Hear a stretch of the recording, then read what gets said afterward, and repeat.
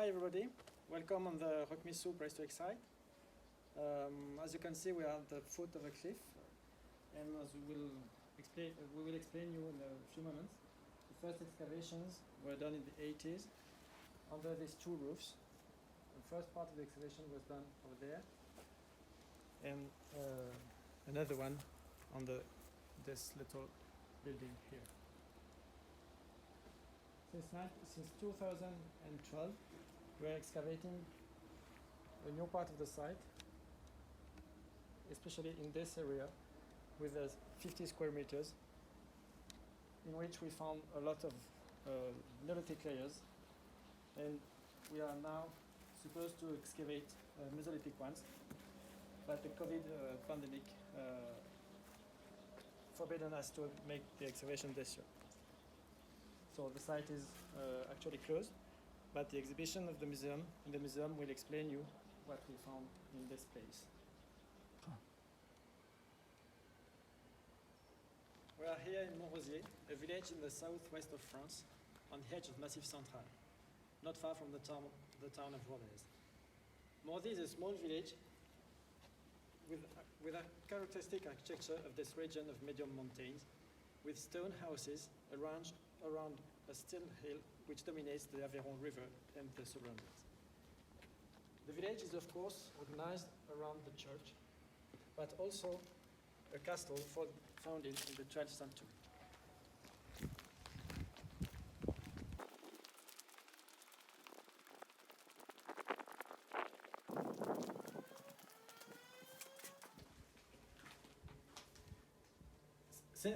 Since the end of the 90s, the old school has been converted by the Aveyron department into an archaeological center, l'Espace archéologique de Montrosier, while a small museum has been installed in the nearby building. Indeed, we are about 3 kilometers far from the archaeological site of ROQ2020, whose excavations have been directed since 2012. ROQ2020 is a rock shelter, a cliff foot located at around 50 meters of the River Aveyron. The Museum of the Archaeological Center proposed for the next 2 years a temporary exhibition on the result of the excavation carried out on the site. Within the framework of the 10th International Conference on the Mesolithic in Europe, we had initially planned an excursion on the site, the visit of the exhibition, and the donation of the exhibition catalogue for all the Congress participants. The COVID health crisis has obviously made this excursion impossible, and this short video is therefore intended to offer you a quick virtual visit.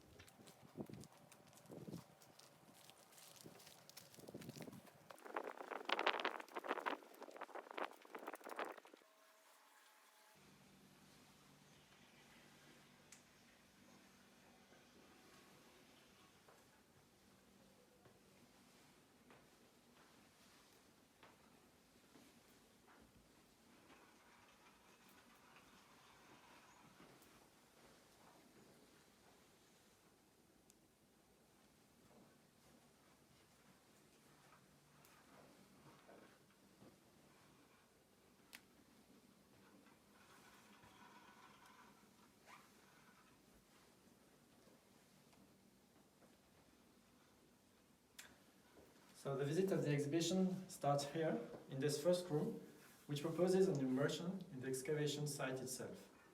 This panoramic view allows the visitors to understand the place, to visualize the organization of the excavation on this day of July 2019, while a soundtrack taken on the site reinforces the feeling of immersion. Behind the static image, a time-lapse allows visitors to see the rhythm and progress of the excavation during the entire campaign of 2019. This first room is also an opportunity to evoke the history of the work and the aim of my excavations. The site was discovered by an amateur archaeologist of the region, Pierre-Marie Blanquette. Intrigued by this cliff visible from the National Road, located a few hundred meters from the site, he stopped here one day in search of possible prehistoric remains, which indeed quickly appeared. A first series of excavation was then set up a few years later, from 1982 to 1991, under the direction of Gaston Bernard Arnal, a researcher at the CNRS. His excavations allow us to show the presence of Mesolithic and Neolithic occupations, and also of what was then called Epipaleolithic. One of the major results of this research was the identification of what we believed to be early Neolithic, which is a very rare, if not exceptional, discovery in the region. Unfortunately, his research was very quickly handicapped by the destruction done by regional non-looter. It is perhaps the site of vandalism, which, associated with a complex stratigraphy, as we will see, was the source of some surprising results. For example, several seeds were identified in the Epipaleolithic levels, or the material of the productions of the early Neolithic seem to show strong Mesolithic persistence, as can be seen in this first showcase that proposes to see some of the remains collected during the first excavations and the interpretation that was then given to them. You can see, for example, a seed of wheat found in the Epipaleolithic level and understood as indication of a local domestication of these grains. ROQ2020 was then understood as a characteristic site of the ROQ2020, which was supposed to reflect a process of autochthonous neolithization in this region of southern France. Since the 90s, all the work carried out on these ROQ2020 sites has shown that there was always disturbed on mixed levels, and that this notion of ROQ2020 should be definitively banished. There was a little chance that ROQ2020 would escape this rule, and is therefore with the aim of redocumenting as well as possible these levels of the early Neolithic and second Mesolithic that I have resumed excavations on the site since 2012.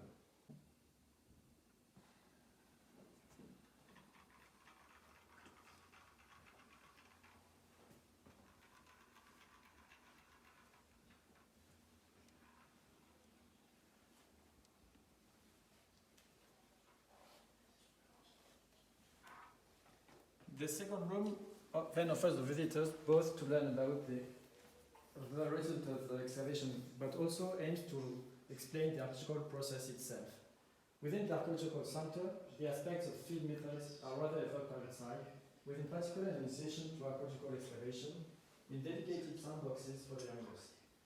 Here, the orientation is rather on the reconstruction of life enslaved people from all the remains collected during the excavation. 4 classical themes are dealt with in 4 dedicated areas: plant resources, fauna, ceramics, and lithics. The stones industries are first evoked by several varieties of local or regional materials, which visitors were invited to touch before the pandemic. Several tools are presented on these panels, evocating the operating chain that transformed a block of stone into a tool. In order to better understand this procedure, we propose here a film of a flint mapping experiment. We see our colleague François Briouat making several halloids, which were then fitted by Sylvie Philibert, following the procedures we know by news well studies. For the question of space, the shafts have unfortunately to be shortened, but in total, 4 harrows have been reconstructed, which allow us to evoke the evolution of their shape, the manufacturing technique, and their fitting. We find a model of the first Mesolithic with a point and a bar, one triangle of the local second Mesolithic, a sharp frame of the early Neolithic, and a point in fur characteristic of the final regional Neolithic, here during the 3rd millennium can be seen.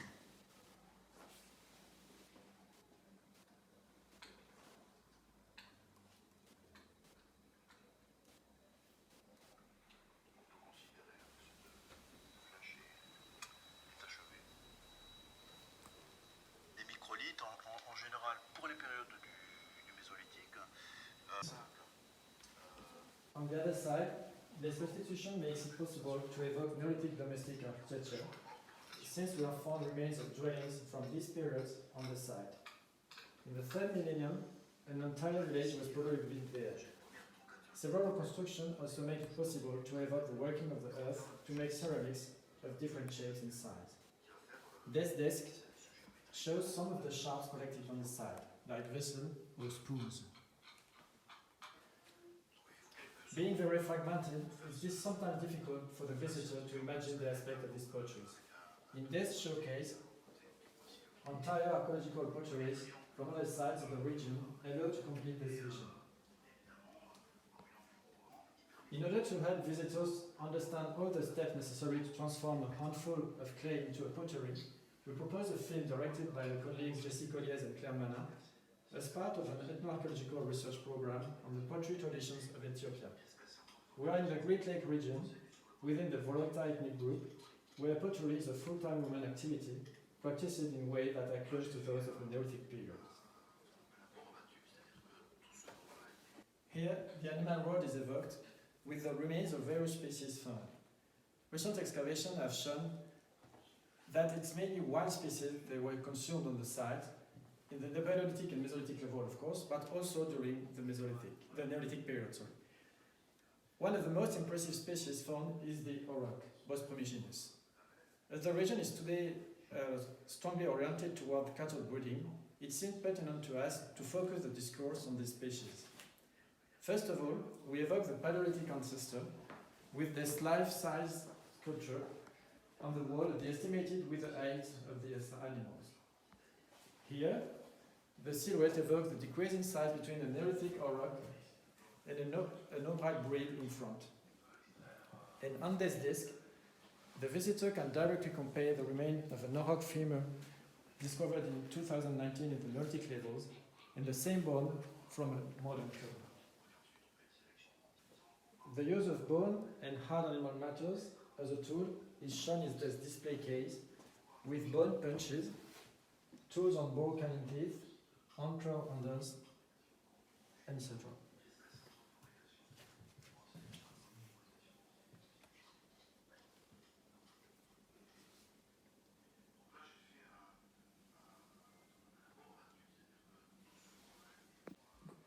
This last space is dedicated to vegetal resources and various elements that are not very visible in the field. Several seeds, charcoal, or numerous hazelnut shells, malacology, small mammals, fishes, and so on. Finally, we also propose a type of visualization of a much more original and rare type of remains, namely a polymer naturally creating during high-energy electrical activity. ROQ2020 is a site where this type of extremely fragile and fleeting remains have been discovered in a few places and layers, probably brought on the ground by lightning. Several illustrated timelines also allow the visitor to find his way back in time, since the occupations were long and repeated on the site.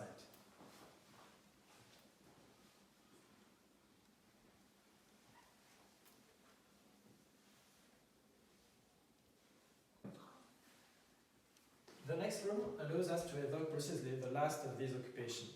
In the 3rd millennium, as I was saying, it was a rural village that was built in ROQ2020 and lasted several centuries. The excavation of Arnal in the 80s led to the discovery of a small burial cave located on the top of the cliff above the houses. Its excavation was conducted by Philippe Grua, and we suggest the visitor consult the field survey to understand the complexity of the excavation of a collective burial in such a small space, to which the restitution of part of the burial deposit under our feet also contributes. This cave measures less than 3 square meters, and Mary Jack's recent study shows that about 50 deceased were deposited here. The funeral gesture was of course complex, involving the revoking of bodies that are only present in a very partial way. In particular, the skulls are missing. The associated funeral material is characteristic of the trade groups, which is the regional expression of the final Neolithic. These ornaments are particularly characteristic of this group, as the emergence of copper metallurgy, for which some traces can be found here. The company form is also attested by some shards, and it's possible that the funerary use of the cavity continued until the Bronze Age. In any case, the main occupation of the site as a village ceases around 2300 BC, with the fall on some of these houses of very large blocks weighing several tons from the top of the cliff.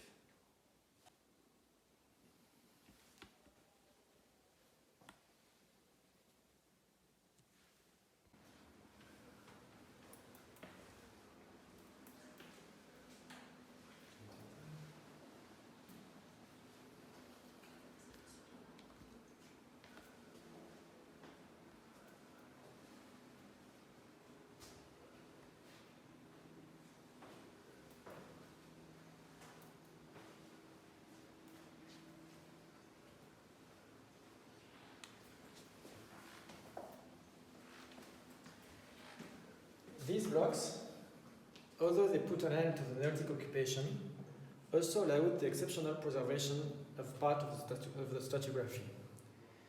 At this place, with the help of the rocks, they have indeed protected the sediment from any water circulation, and the layers have so then kept the original colors and textures. The reference stratigraphy thus presents a totally exceptional grading quality for an outdoor site, closer to what we usually found in deep caves. In order to keep a trace of it for scientific, pedagogical, and conservation purpose, we then had a partial molding made by Anna Dalis, which is presented to the public in this lower room. This molding also allows us to become aware of the very low sedimentation rate on the site, since this yellow layer at the bottom are dated from the Pleniglacial. The first occupation, those of the Assyrian, around 11,500 KBC, are situated somewhere here, and the blocks at the end of the Neolithic period are situated on the top of the slope. It thus on less than 1 meter that the numerous occupations during these 9 millennia are built up, which obviously implies an extremely meticulous, precise, and hard excavation. The Mesolithic levels are particularly well visible, especially in form of these long and ruby and ashen levels here, layers.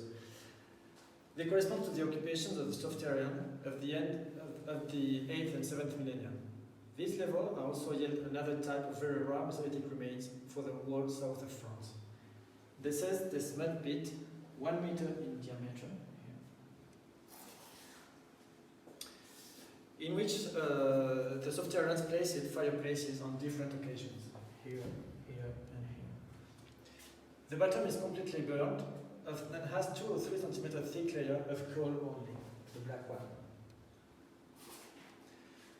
The anthropologist Auréal Henry has shown that these coals correspond to rotten oak branches, which allows us to suppose a specific function of this pit.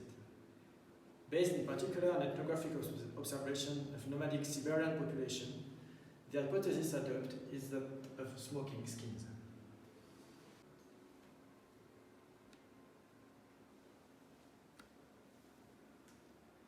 This showcase and some few panels also provide more general information on the regional archaeological environment from the Middle Paleolithic Reskundudu site to the numerous Neolithic dolmens and Middle Age sites.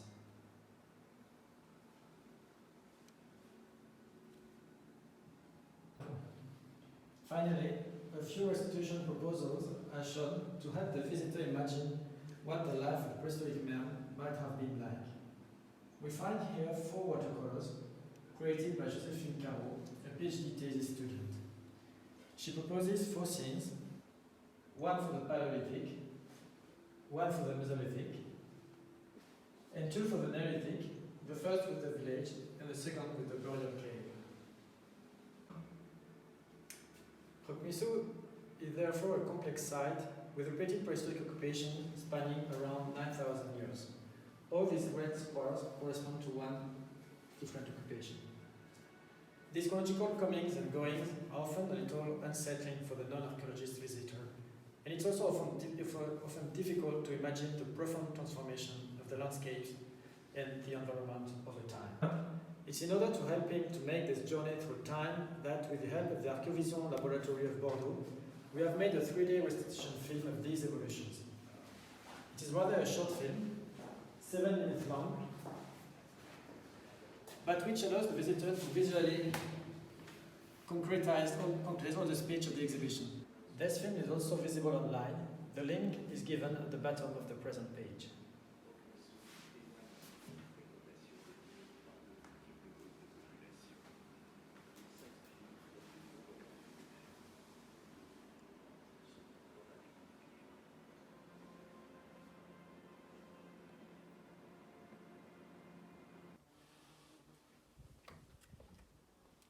This concludes the virtual visit of the exhibition. The catalogue has just been published, and an English version in PDF format will be sent to all the Congress participants in September. Thank you very much for your attention, hoping some of you will have the opportunity to come to visit the site, the exhibition, and the region in real life in the next 2 years.